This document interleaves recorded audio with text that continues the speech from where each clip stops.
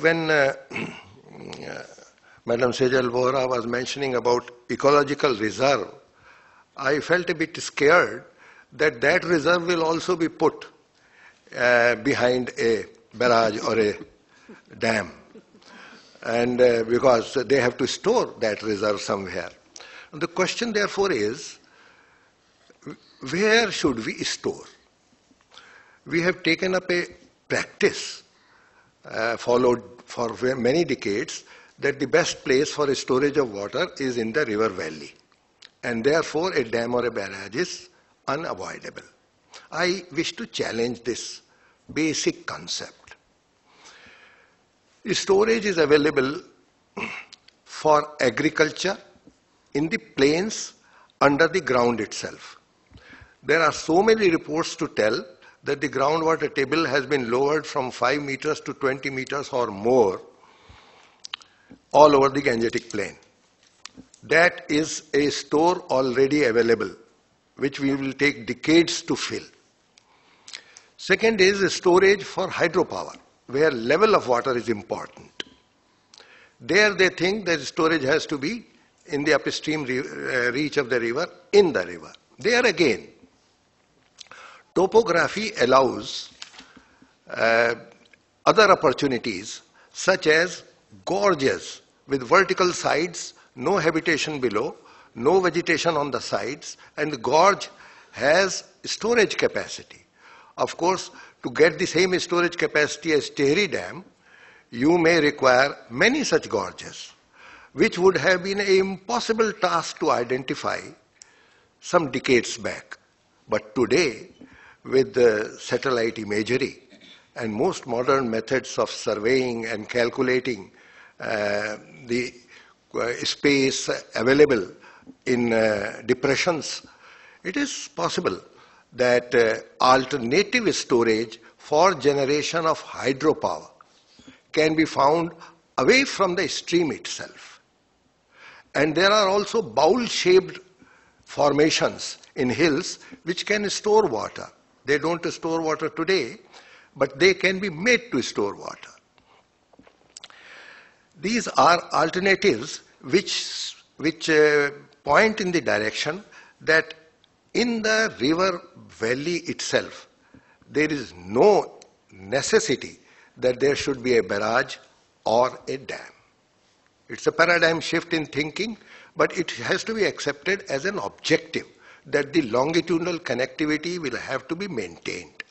And therefore, barrage or dam in the bed of the river is ruled out. Engineers are capable of finding alternatives and finding the benefits of those alternatives as well as solving the problems faced by those alternatives. So that was one thing I wanted to mention. The second thing I want to pick up is from the address of the Deputy Chairman of the Planning Commission. He said that the demand has to increase if we want to improve our GDP. As if without consumption of water, neither goods can be produced nor services. What is GDP? A cumulative total of goods and services. Now, is it true that every good and every service needs water? No. It is not true. So therefore, to link it with GDP straight and conclude that their demand is going to increase is fallacious. In fact, he himself gave an example that water that is consumed in irrigation, which is above 80% of our total water resources, 40% to 50% of that can be saved. Now, having done that, where is the question that there is going to be a great scarcity of water and it cannot be shared for anything else, and that it will be difficult to find water needed for the ecology of the river? If my suggestion is accepted, the hydropower engineers can object that it will be almost impossible to generate water during the lean flow seasons. From the river, I agree. It will be impossible to generate water from the river during lean flow periods.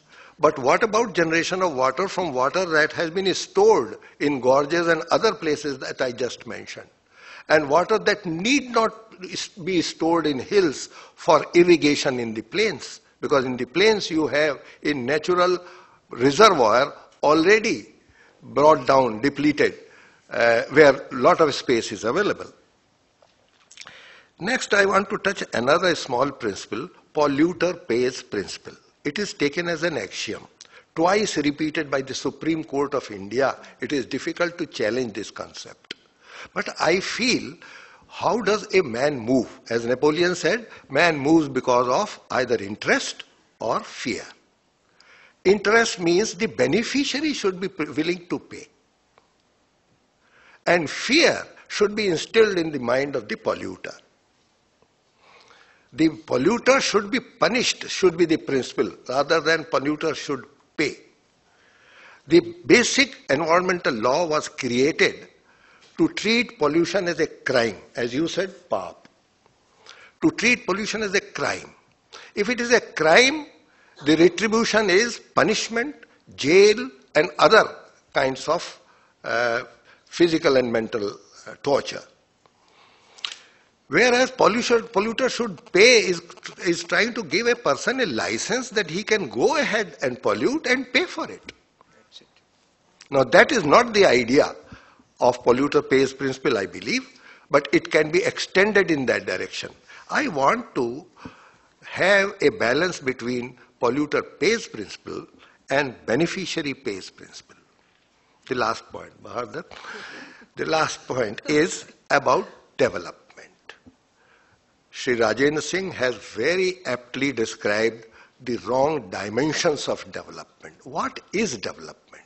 Unfortunately, development has been for increasing or improving or raising our standard of living. Whereas development should be to improve our quality of life.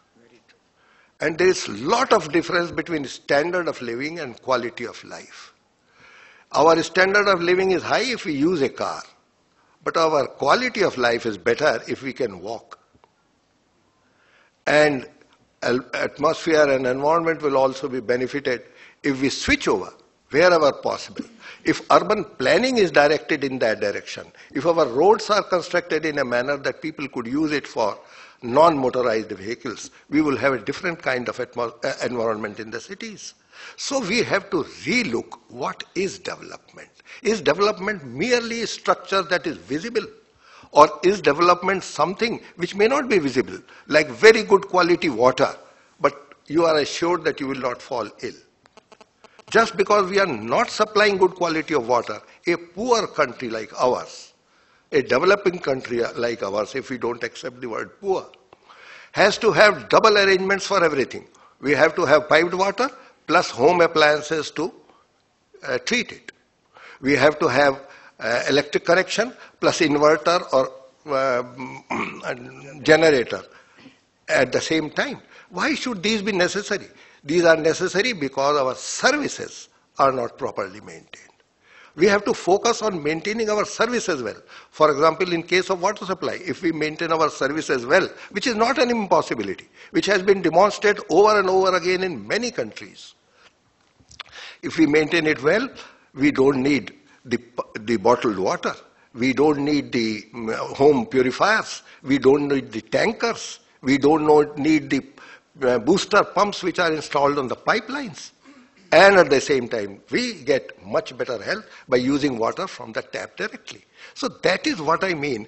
Focus on the direction in which wasteful efforts are not made. All the 4 industries that I just mentioned are now big industries in our country. And they would not be there if we just maintain our water supply properly. So we have to focus on the correct area. And that is my emphasis, that what is development should be relooked.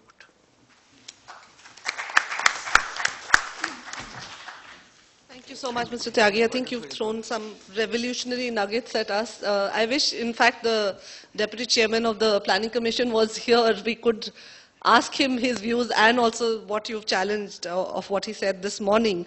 And I think from polluter pays to beneficiary pays, I think that also is a paradigm shift and worth dwelling on further.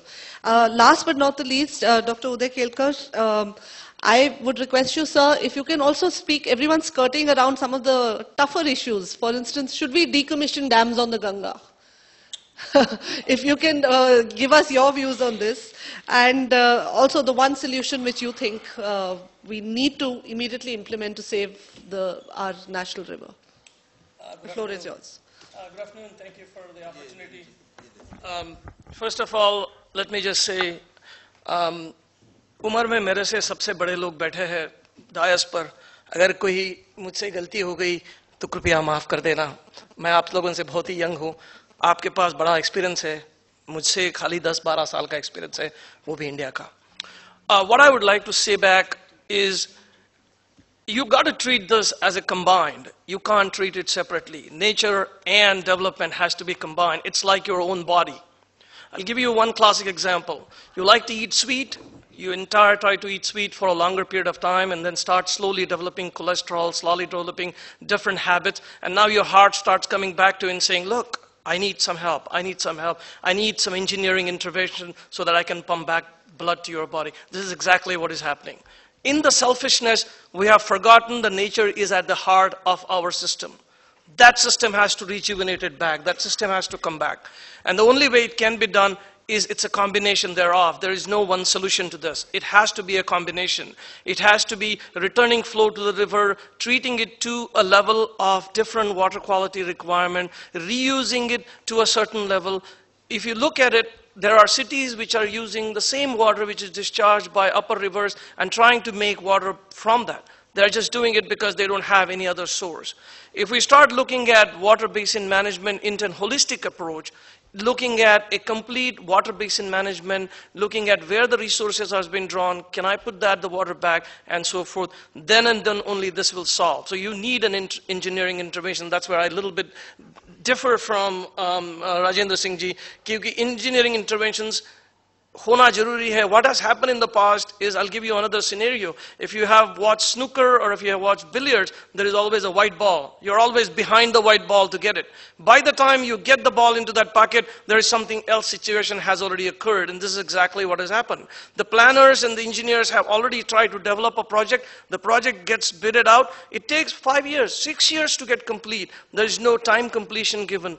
It is managed client, and the contractors keep on doing it 4 years and 5 years. By the time you're ready for the new challenge, the pollution is still excessively gone ahead. We need to get out of that and say, okay, we need to plan it in such a way that by the time I complete this project, the water will be cleaner and water will be possible to come out. We're not doing differently. Every Western country has gone through this. Please understand.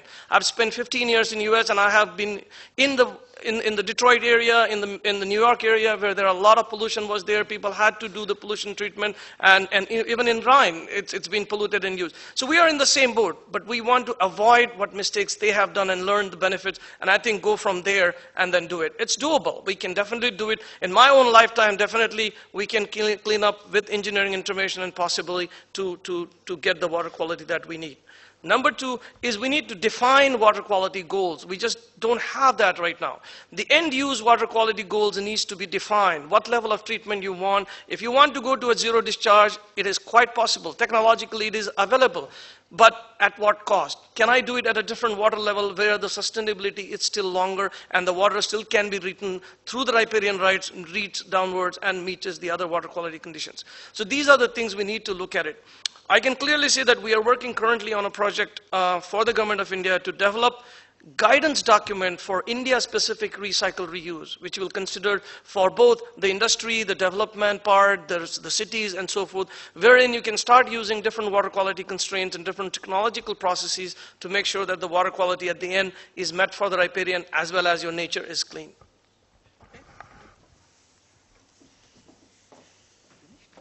All right. Thank you so much, Dr. Uday Kelkar. I'm going to now throw, this house is now open for discussion. We'll take a few questions, and then I'm going to request Swamiji to summarize whatever and his views on whatever has been discussed. So let's